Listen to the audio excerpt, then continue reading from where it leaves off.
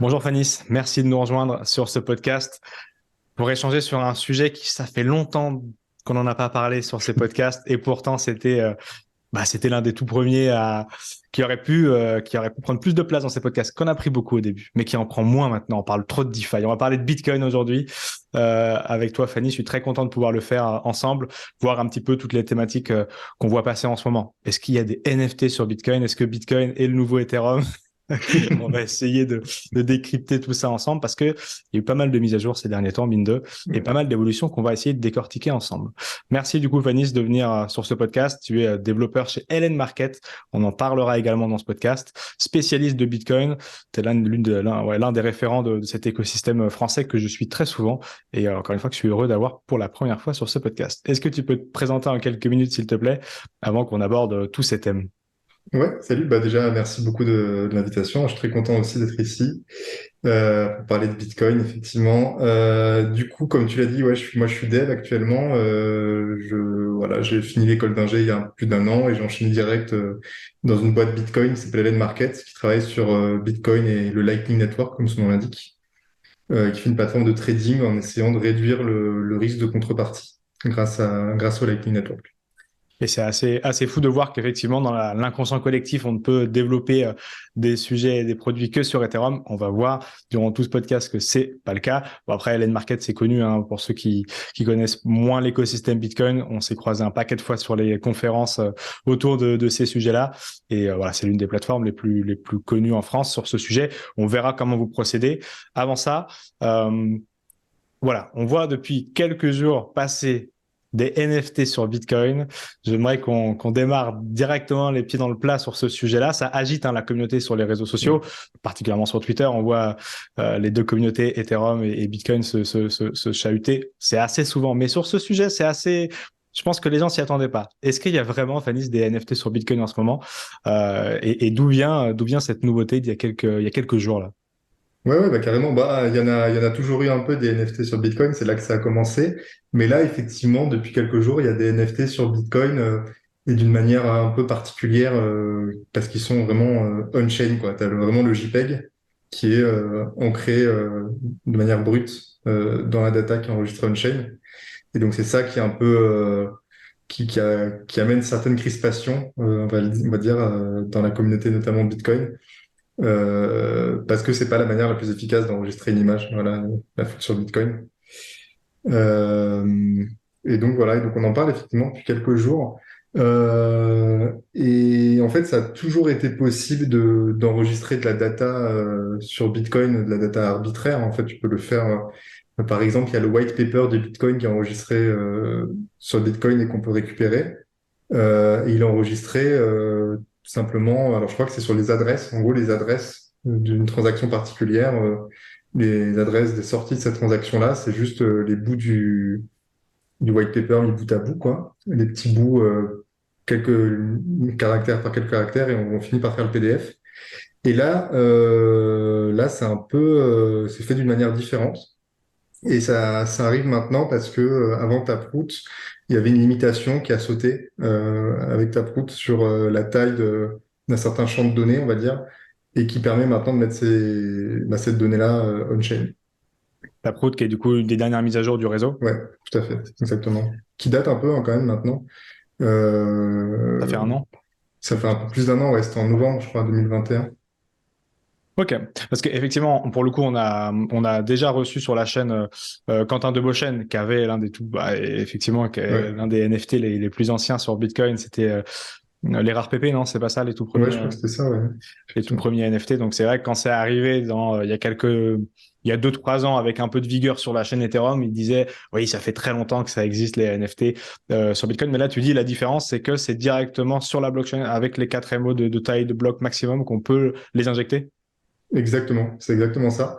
Et donc en fait, depuis Segwit, donc qui était la mise à jour de Bitcoin d'avant, ce qui s'est passé avec Segwit, c'est que on a fait plusieurs choses, mais notamment d'une part les transactions, on les a coupées en deux entre guillemets. Il y a la partie de la transaction qui en gros dit ce qui se passe dans la transaction.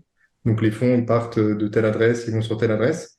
Et après il y a la partie qu'on appelle les witness, donc les témoins en français, qui en gros est la partie où on va prouver qu'on a le droit de faire ce qu'on fait. Et donc, typiquement, pour une transaction classique, c'est là qu'on va mettre la signature. Et en même temps, ce qu'on a fait, c'est qu'on a dit que la partie classique de la transaction, elle allait coûter 4 fois plus cher que la partie witness.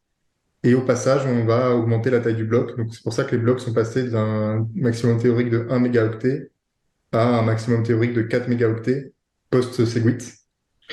Mais sauf qu'en fait, ce maximum théorique, jusqu'à très récemment, on l'atteignait quasiment jamais. Il fallait vraiment le faire exprès. Parce qu'en gros, pour l'atteindre, il faudrait des transactions avec beaucoup, beaucoup de witness, donc le truc qui est moins cher, qui est 4 fois moins cher, et assez peu de la partie classique, entre guillemets, des transactions. Et donc là, les NFT dont tu parles, donc les inscriptions, comme on les appelle, euh, elles entrent la donnée dans la partie witness, donc avec cette discount de 75%. Et donc c'est pour ça qu'on a vu là récemment un bloc de 4 mégaoctets avec un NFT qui avait été mis là par le mineur du bloc, donc en plus en payant 0 frais. Euh, voilà. Est-ce que c'est risqué pour le réseau parce qu'on entend du coup, je me suis amusé à aller rapidement sur à voir la taille des blocs là juste avant le podcast qui c'est pour la blockchain Bitcoin n'est pas en train d'exploser en termes de Non. gigaoctets, mais il y a quand même cette crainte de l'écosystème ou en tout cas d'une partie de celui-ci de se dire si ça continue comme ça on va vite dépasser en termes de gigaoctets de blockchain celle d'Ethereum. Bon, on voit très loin, c'est le scénario du pire. Mais est-ce qu'il y a un danger que ça alourdisse bêtement la blockchain Bitcoin si jamais tout le monde s'amuse à faire ça, que ça soit pour embêter le réseau ou que ça soit justement pour mettre de nouvelles choses dans ce réseau un peu classique? Ouais. Disons que en gros, ce qu'il y a beaucoup, comme il y a pas, enfin, il y a pas beaucoup, mais il y a une partie des gens qui sont contre ce nouveau cas d'usage, qui vont te dire que c'est du spam et que Bitcoin c'est pas fait pour ça, etc. Avec quoi je suis pas du tout d'accord, parce qu'en fait ces transactions-là, elles payent leurs frais de transaction. En fait, c'est quelque chose qui est complètement valide, qui est complètement autorisé par les règles du protocole Bitcoin de tu peux mettre ce que tu veux quoi dans tes transactions. Et c'est même le principe. On n'arrête pas de dire que Bitcoin c'est résistant à la censure. La preuve, il y a des gens qui peuvent faire des transactions un peu particulières où ils mettent des JPEG dans Bitcoin et ça embête d'autres personnes, mais elles y peuvent rien. Et donc, je pense pas, pour répondre à ta question, non, que ce soit vraiment un problème. Le seul point, éventuellement, c'est que, effectivement, quand je vais connecter un nouveau nœud sur le réseau, au début, je suis obligé de me taper le téléchargement de la blockchain entière, quoi. Et donc, effectivement, je vais devoir télécharger les JPEG. Mais ce qui est bien fait quand même, c'est que de la manière dont ils sont enregistrés, les JPEG, comment ils sont mis dans la transaction, fait qu'en gros, je vais télécharger la donnée, mais je vais pas essayer par exemple de la valider, parce que il y a des choses techniquement qui font que mon œil il va savoir que ça c'est pas la peine qu'il regarde. Ok. Donc de ce point de vue-là, en fait, c'est une inquiétude qu'on pouvait avoir que ça, parce qu'il y a la partie bande passante, il y a la partie mémoire sur le disque, mais il y a aussi, c'est l'un des trucs principaux, la partie RAM et CPU. Et ça, c'est vraiment ça les ressources qui sont rares aujourd'hui sur des nœuds. Et ça, justement, c'est épargné parce que ça a été fait de manière propre. Et donc finalement, le vrai risque, c'est vraiment, le vrai problème pour moi, c'est vraiment juste sur quand on sync un nouveau nœud, on synchronise un nouveau nœud, c'est on doit télécharger ces données. Mais normalement, ça faisait partie de la théorie. Je veux dire, on a le droit à des blocs de 4 mégaoctets depuis le début, depuis Segwit. Et donc, bon, voilà, c'est juste que ça se matérialise maintenant avec des JPEG et plus tard, ça se matérialisera avec autre chose, peut-être, etc. Ok. Et c'est vrai que là, tu soulèves quelque chose d'intéressant. Il y a deux parties de la communauté. Il y a même des grands noms, hein. Adam Back qui s'est prononcé sur ces sujets. Il y en a qui veulent censurer justement ces blocs et ça fait un peu écho à toute la problématique qu'il y a eu sur Ethereum cet été avec les sanctions américaines de l'OFAC sur les adresses qui avaient utilisé Tornado Cash qui ne pouvaient plus accéder à certaines applications de la finance décentralisée. Et donc c'était les démons du passé là qui sont allés en collision avec la communauté Bitcoin.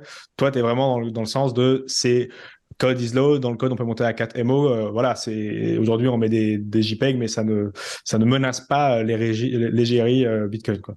De toute façon, c'est pas possible, en fait, de les censurer, ces transactions-là. Tout ce qu'on peut faire, et c'est ce que donc, certains font, c'est mettre un filtre sur son propre nœud pour dire, moi, les transactions, parce qu'en fait, ces inscriptions-là, ces NFT, ils ont une tête un peu particulière. Et donc, on peut a priori les reconnaître. Et donc, on va dire, bah, moi, j'enregistre pas le JPEG sur mon nœud et puis je vais pas participer à diffuser plus loin cette transaction-là. Euh, mais donc, c'est tout ce qui est possible de faire. Euh, et en plus, ça marche que vraiment pour si la transaction respecte ce format spécifique. Mais parce qu'en gros, c'est juste un filtre qu'on met sur son propre nœud, ce qu'on a tout à fait le droit de faire parce que voilà, c'est son nœud, donc on a le droit d'appliquer ses règles tant qu'on reste en adéquation avec les règles du réseau. Mais donc, il suffit de changer la tête de cette transaction-là et on peut de nouveau faire passer les transactions avec des JPEG dedans, quoi. Donc, il n'y a pas vraiment de moyen technique de passer outre. Et en plus, effectivement, philosophiquement, je suis pas du tout raccord avec l'idée qu'il faut le faire. Ok. Et sur les autres mises à jour du coup de Bitcoin, donc ça, pour bien comprendre, tu nous dis ça fait un moment que c'est possible. C'est juste que là, ça trouve son cas d'usage depuis qu'il y a un mineur qui a mis un JPEG, quoi, en gros. Ouais, alors c'était plus ou moins. Oui, je pense que c'est possible depuis Taproot. Ça s'appuie aussi sur une théorie, la théorie ordinale. Donc en gros, c'est un moyen de réussir à. C'est juste, on va compter les satoshi d'une certaine manière pour rendre chaque satoshi unique. Mais ça, c'est pas du tout, ça n'a rien changé sur Bitcoin. C'est juste que un peu comme Lightning, c'est-à-dire que tu as ton nœud Bitcoin et tu vas mettre du logiciel encore au-dessus qui va interpréter ce qu'il voit se passer de la blockchain Bitcoin d'une certaine manière. En l'occurrence, il va attribuer à chaque satoshi un numéro bien précis. Et donc, les NFT là dont on parle, ils se servent de ça pour associer le NFT à un Satoshi bien précis, ce qui va en fait rendre le côté non fongible. C'est-à-dire que chaque NFT est lié à son Satoshi. Hmm. Et donc, on va transférer le NFT quand on transfère ce Satoshi-là. Et donc là, ce qui a pris du temps, en gros, pour moi, c'est théoriquement possible depuis Taproot. Et il y a eu cette théorie qui est venue. Et ensuite, il y a eu le temps que ça mature et que ça arrive sur Mainnet. Et je pense que quelques jours après l'arrivée sur Mainnet, ça a commencé à faire un peu de bruit avec un article de Denis Pourto, notamment sur son Substack, qui est ça pour moi, qui a vraiment mis la visibilité. Et d'ailleurs, je pense que le cas d'usage des NFT, parce qu'en fait, on peut faire plein de choses avec cette technologie-là, et pas pris par hasard, c'est vraiment le côté viral qui était visé. La preuve, on est là. Et puis, il y a des gens qui n'avaient pas touché à Bitcoin depuis des années, ou voire jamais, qui commencent à faire tourner des nœuds complets, etc. Donc, c'est pour ça, je pense que c'est pas de faire des NFT sur Bitcoin dans 20 ans. C'était juste de démontrer que c'est possible et d'avoir la viralité des NFT pour répandre le message. Et là, pour que les gens qui sont moins familiers avec Bitcoin comprennent un petit peu, si je veux acheter un de ces NFT, y a pas, c'est pas aussi facile comme connectant sur OpenSea ou je ne sais quoi avec mon adresse Ethereum. C'est un poil plus complexe. Comment on peut faire pour avoir ces NFT-là? C'est une bonne question, mais du coup, ce qu'il faut, effectivement, il faudrait une marketplace et je sais pas si on a déjà. Et après, t'as pas un fonctionnement sur des contrats de la même façon. Effectivement, je pense qu'il faut que la personne qui possède le NFT actuellement te l'envoie. Ouais. Après, ça doit pouvoir se passer par un système d'escroc. On lock le NFT pendant le temps de la transaction. Et c'est pas possible, j'ai pas réfléchi effectivement que ce soit possible de le faire de manière un peu trustless. C'est intéressant comme question. C'est peut-être possible de le faire proprement ça aussi. Et alors justement, ça nous emmène sur la deuxième partie de l'échange. C'est sur les mises à jour qui viennent de se faire ou qui sont en train de se faire. Il y avait RGB. RGB, c'est pareil, ça fait beaucoup de bruit depuis les premières discussions d'il y a quelques mois déjà, parce que ça peut amener, là c'est pareil, un gros mot, de la finance décentralisée sur Bitcoin. Donc ça fait la liaison avec ce qu'on se dit là, parce que justement ça pourra mettre des smart contracts. Donc là on n'est pas, dis-moi si je me trompe, mais on n'est pas sur le réseau principal, on est sur une couche, une sorte de layer 2 qui permettra ce genre d'interaction. Est-ce que tu peux nous en dire un peu plus? On en avait parlé l'été dernier dans un podcast, mais on n'était pas arrivé au bout de la démonstration. Où est-ce qu'on en est aujourd'hui de cette mise à jour? Ouais, bah du coup c'est pas vraiment une mise à jour, on devrait dire. C'est une surcouche au-dessus de Bitcoin, un peu de la même manière qu'on peut dire que Lightning est une surcouche, Ouais. au sens où ben voilà, ça va interpréter certaines données qu'on va mettre on-chain d'une certaine manière. Et effectivement, c'est des smart contracts, mais au-dessus de Bitcoin, où en fait, on utilise Bitcoin pour une chose bien précise, c'est la protection face à la double dépense et rien d'autre, en fait, à vrai dire. Et donc, ce qu'on fait, c'est qu'on a beaucoup de la data associée à un contrat qui est off-chain et donc qui est vraiment conservé uniquement par les parties prenantes de ce contrat. Ce qui est, à mon avis, et voilà, l'idée derrière le design du RGB, ce qui est mieux pour en termes de privacy et de scalabilité, parce que voilà, on n'est pas sur un truc où tout le monde sait ce qui se passe. Les termes du contrat sont connus uniquement des protagonistes. Et ensuite, ce qu'on fait, c'est qu'on va ancrer de la data dans Bitcoin. Donc on va s'engager sur de la data, donc c'est des hashes. Voilà, on va pas mettre de la data en clair, c'est vraiment des hashes de la donnée qu'on veut ancrer. Et ça, on le fait d'une manière un peu subtile en faisant ce qu'on appelle en bidouillant, en gros, c'est le terme un peu francisé, en bidouillant les, euh, les signatures ou les clés des transactions. Ok. Ça, en gros, c'est RGB. Et où on en est? On en est à ça marche, pas trop mal.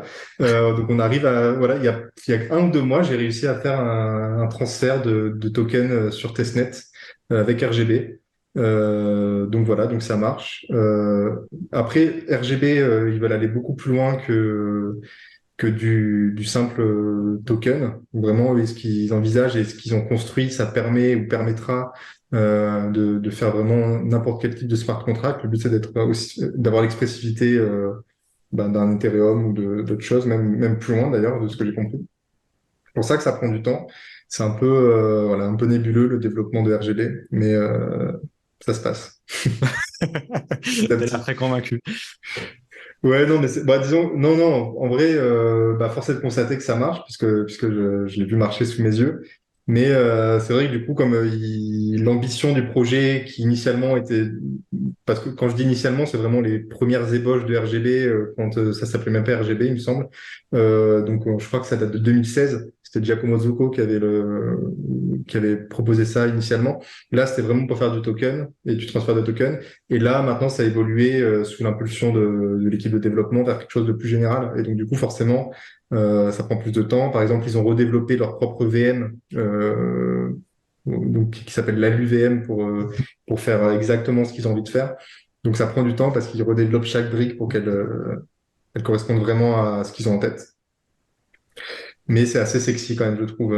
Voilà, Et là, comme justement, projet. pareil, tu te positionnes dans une mouvance de progrès en regardant RGB par rapport là aussi à la thématique de Bitcoin, qui est un produit qu'on connaît depuis 2009, qui a un objectif bien précis que on connaît tous, mais qui est en train justement d'élargir, c'est soit par des layer 2, soit par des mises à jour. On vient de le voir avec les NFT, on le voit avec RGB, on va le voir avec le Lightning Network qui est plus ancien, mais qui a des visions un peu différentes. Toi, tu es vraiment dans la vision progressiste de tant mieux, tant que la blockchain principale, elle n'est pas bouleversée si on rajoute des usages autour. Oui, donc effectivement, parce qu'en fait, c'est fait de manière assez élégante. Voilà, c'est fait, et pareil pour Taro, par exemple. En fait, le seul vrai truc, tu vois, la seule source d'inquiétude, c'est qu'on peut voir ce qui s'est passé, par exemple, autour du hard fork de Ethereum à la POS, qui Ouais, était vraiment le dernier hard fork un peu contentieux, où on a vu que, par exemple, les sociétés émettrices de stablecoin, elles avaient un rôle, en fait, important parce que c'était elle qui faisait toute la DeFi. Et du coup, la chaîne sur laquelle elle se positionnait, implicitement, ça devenait un peu la chaîne canonique. Et donc, le risque pour moi, il est de cet ordre-là. C'est vraiment de voir la même chose se répéter sur Bitcoin.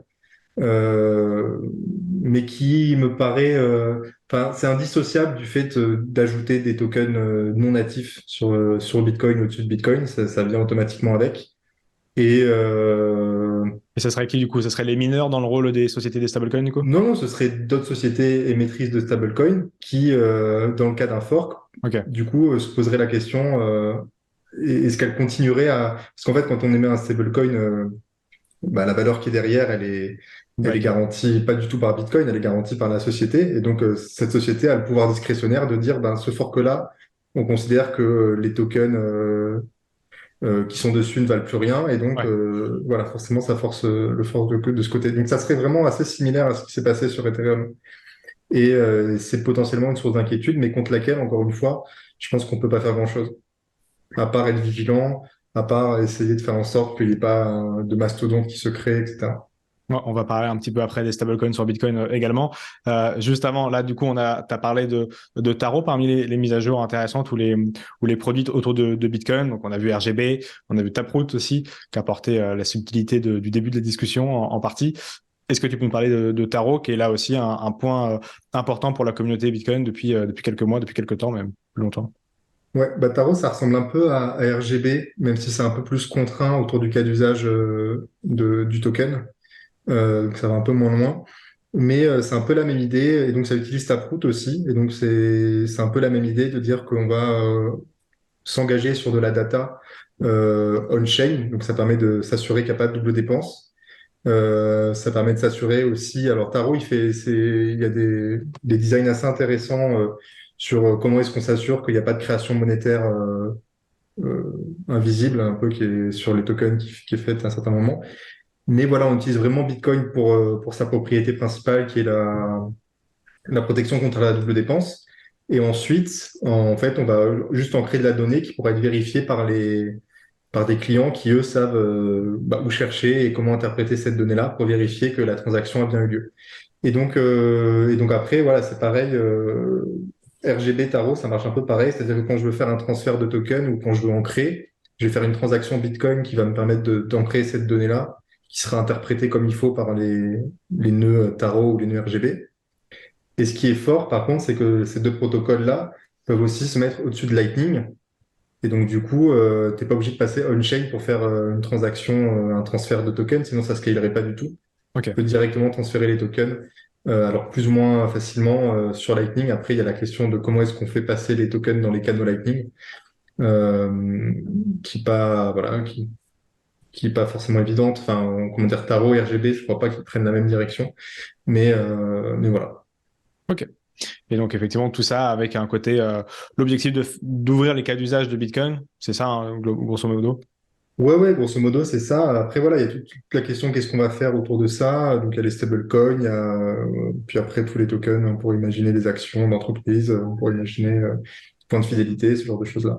En fait, si on veut provoquer un petit peu, on peut se dire que du coup, le plus grand concurrent d'Ethereum, c'est pas Avalanche, c'est pas Solana, c'est pas toutes ces layer 1, layer 2, c'est Bitcoin avec ses nouveaux cas d'usage. Est-ce que c'est... Alors, je sais, j'ai déjà entendu plusieurs fois sur l'entonnoir du Bitcoin qui est tous les dimanches sur Twitter avec un paquet d'intervenants Bitcoin et c'est Roxy qui anime ça que je salue si les gens veulent y prêter une oreille les dimanches soirs pour y connaître davantage. Donc, je sais que déjà entre vous, les positions entre Bitcoiners, elles sont assez marrantes à voir et les confrontations d'idées sont cool. Mais je vais m'y risquer sur du coup une de celles-ci. Est-ce que le premier concurrent d'Ethereum, c'est Bitcoin? Oui, à mon avis, oui, clairement, je pense.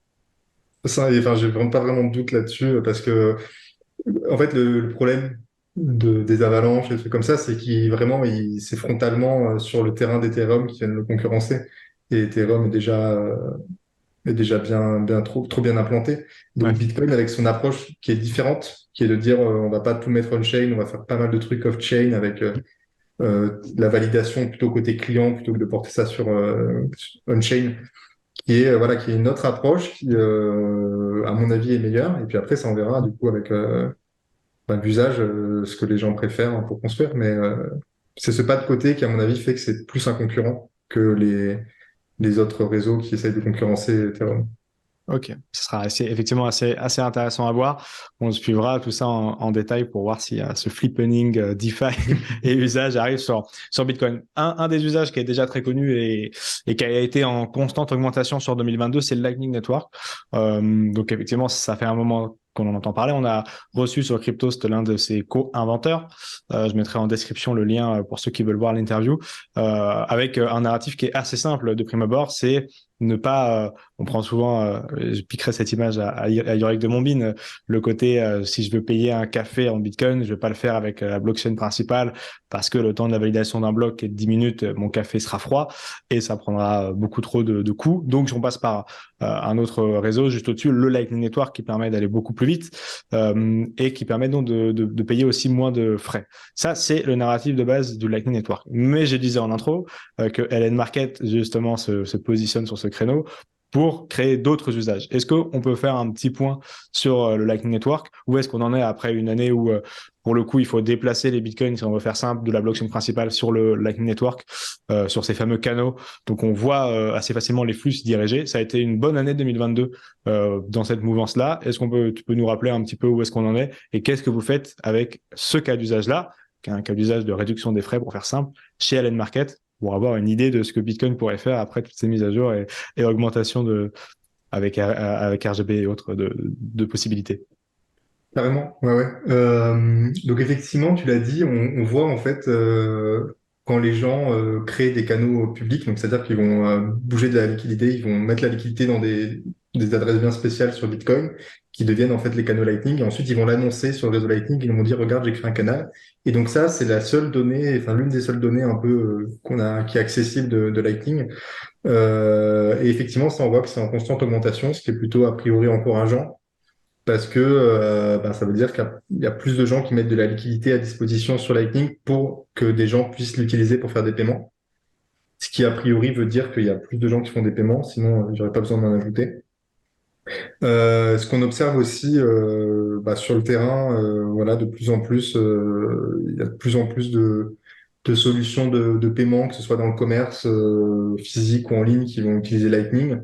Là, par exemple, la semaine dernière, il y a toute une chaîne de magasins en Afrique du Sud qui a accepté les paiements en Lightning. Ils avaient déjà commencé sur quelques magasins et là, ils ont étendu à partout.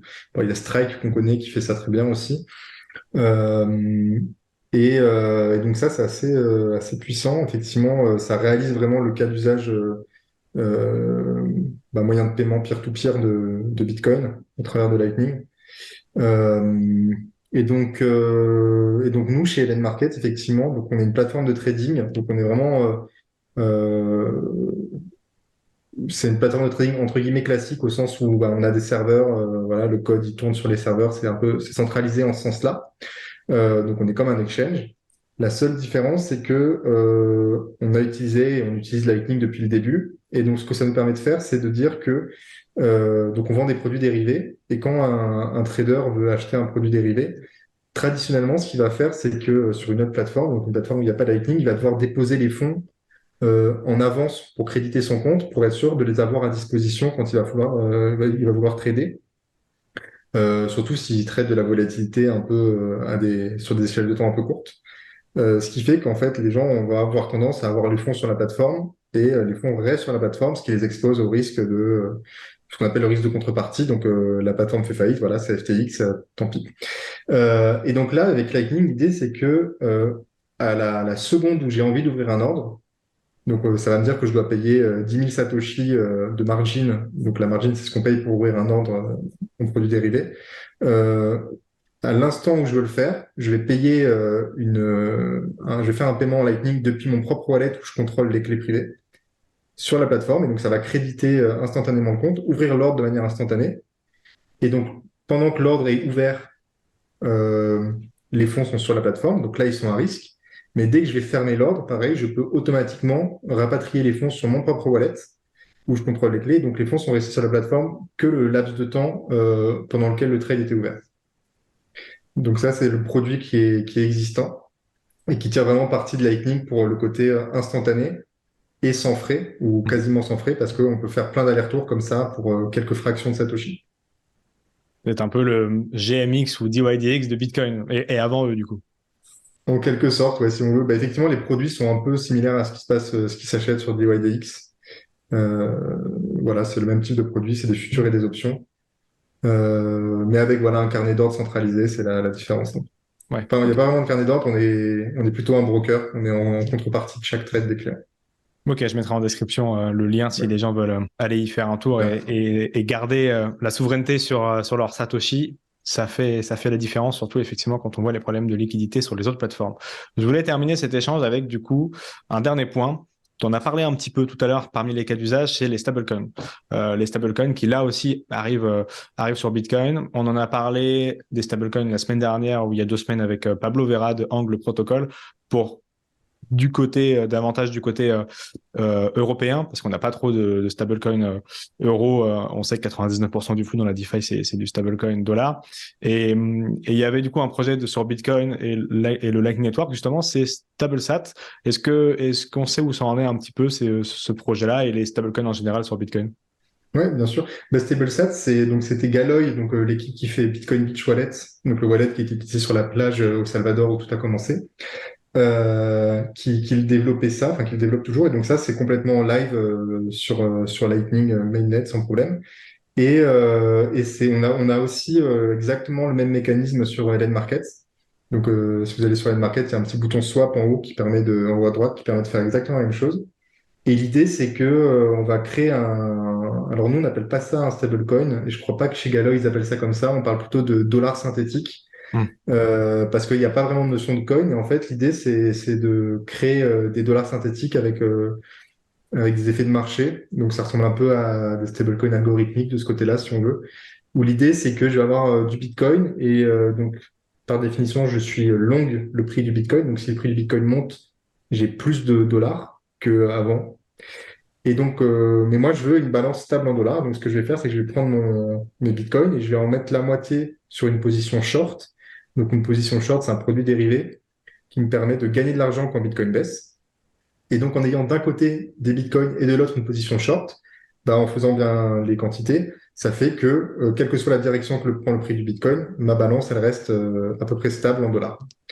Et donc, c'est vraiment, c'est juste ça le stable sat. Donc, ça permet de faire des stablecoins, mais sans token, Ouais. en ayant juste des satoshi. Et donc, quand j'ai envie de transférer ce token, ce que je fais, c'est que je vais juste fermer la position short, et donc je vais récupérer mes satoshi, et je peux transférer les satoshi sur Lightning, par exemple, comme un transfert Lightning classique.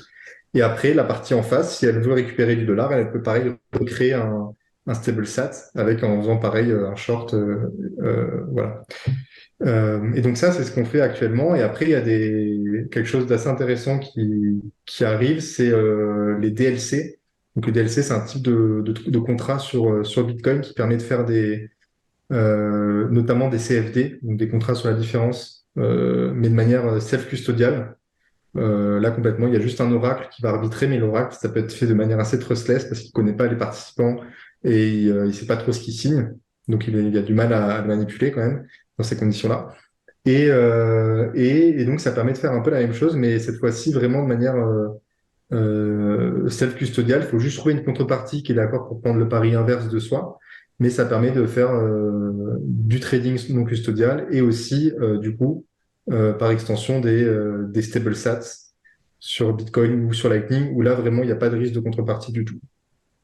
Ok. Et là aussi, du coup, ça fait partie des usages qui existent sur Bitcoin et qu'on ne soupçonne pas forcément parce que, encore une fois, après, ça fait partie du narratif Bitcoin qui est très euh, on fait une chose et on le fait bien et on se rend compte qu'effectivement, il y a plein de choses qu'on ne soupçonnait pas et je pense que nos auditeurs découvrent tout un tas d'usages à l'écoute de ces podcasts et je suis très content de les faire découvrir avec toi.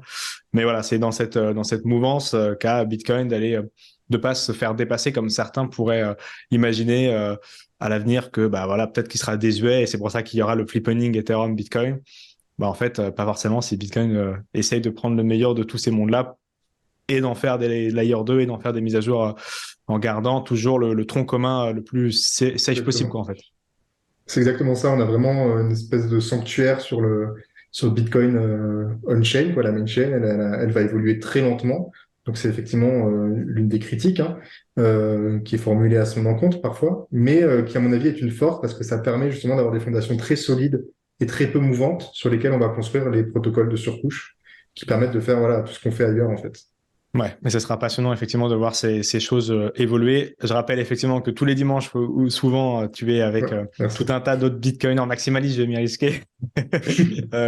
Euh, avec John, il y a Fanis, il y a Lounès, pardon, et plein d'autres personnes intéressantes qui échangent sur les mises à jour. L'entonnoir du Bitcoin, faites par Roxy, je vous mettrai en description pour ceux qui veulent aller un petit peu plus loin dans ces usages-là. En description aussi tous les réseaux dont on a parlé aujourd'hui pour aller un peu plus loin et celui de Fanis évidemment. Merci beaucoup d'être venu nous exposer Ben, tous ces merci à points. toi. Merci C'était très beaucoup. cool. On a pu voir encore une fois plein d'usages. Je pense que les gens ont découvert des usages sur Bitcoin qu'ils ne soupçonnaient pas et donc ils vont pouvoir s'y amuser peut-être maintenant à connecter quelques points de leur côté et à essayer ces usages. Merci beaucoup. À bientôt. Merci à toi. Salut.